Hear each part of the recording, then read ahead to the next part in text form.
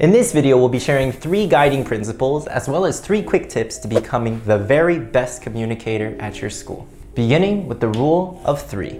The human brain can only process so much information at one time, and the human brain is conditioned for pattern recognition. A personal example. I have big plans for the year. I want to visit half a dozen countries, I want to make 100 YouTube videos, and I want to master head spins. Notice that the first 2 items followed a pattern since they both mentioned numbers, but the last one was fundamentally different. So bonus points if the third item in your list subverts expectations. If you want to get your point across, repetition is also key. Do not, however, repeat the exact same set of words, right? Your goal is to communicate the same point using different approaches. An analogy, a joke, a personal example to help build a relationship with the audience. By the way, did you guys just see what I did there? I applied the rule of 3 for the second time. Note that I'm also literally communicating this message here using a variety of different formats. Speech, text, and also pictures. Hey, I just did it a third time, so hopefully this rule of 3 is starting to sink in. The second principle, articulation is distillation. The best exercise that I can recommend is journaling. But not just any kind of journaling. Write about what happened that day, how you felt about it, and most importantly, key concepts learned. Set a 5 or 10 minute timer and just type, guys, pure stream of consciousness. I graduated from Yale in 2020 and now work as a professional college counselor and writing tutor. And trust me guys, this is the very same technique that we prescribe to students to generate award-winning stories and help seniors write their way into college. But returning to the journal, after you've been working for a few minutes, pause, read over what you just wrote, then convert it into a few bullet points. Here is an example from my own life. Yesterday was quite a blast. Got to eat this strange eggplant dish at Maketo, which Ingra and I loved, plus went to Whole Foods and bought a bunch of yummy good food. After, we came home, played TFT, and J-chilled. We've pretty much made a decision on the wedding venue too, which also feels great. Now, let's take a step back and consider what this paragraph is really about.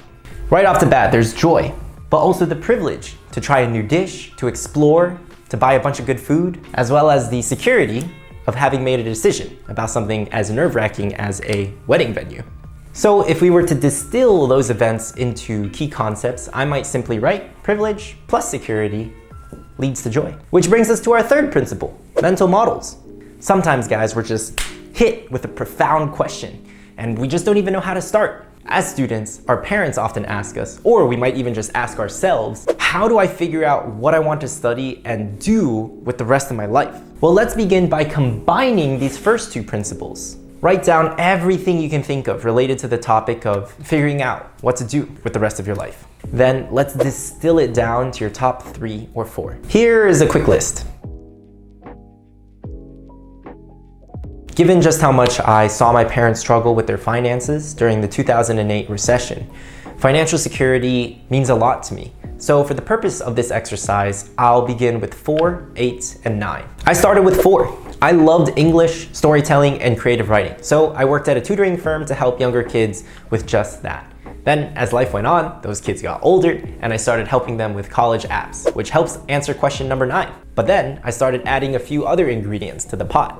I love media, teaching, entrepreneurship, and so ended up starting my own education firm with one of my college buddies. Now, for those of you who have heard of the concept of ikigai, this might look pretty familiar. This Japanese concept combines the term iki, meaning alive or life, and gai, meaning benefit or worth. When combined, these terms mean that which gives your life worth, meaning, or purpose. In fact, if you do a little bit of searching, you'll find that many mental models to life's hardest questions already exist. You really don't have to reinvent the wheel. But if you do choose to go through all these exercises, you'll have the added benefit of becoming a more critical thinker in addition to a more articulate communicator. Finally, as promised, 3 quick tips. First, when asked the question, don't speak right away. Pause.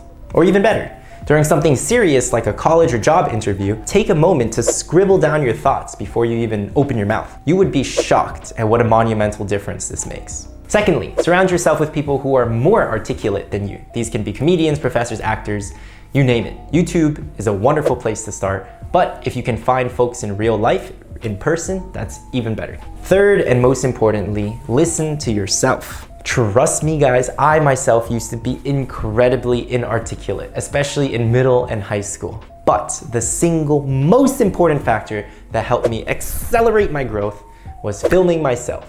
After that, I watched the films, then gradually started to remove filler words, talking too fast, and bad intonation. It didn't happen overnight, but after making more than 100 YouTube videos, I think I'm starting to get a hang of this thinking, speaking, communicating thing. I guess what I'm trying to say is that being articulate isn't impossible. I mean, if someone like me can do it, so can you.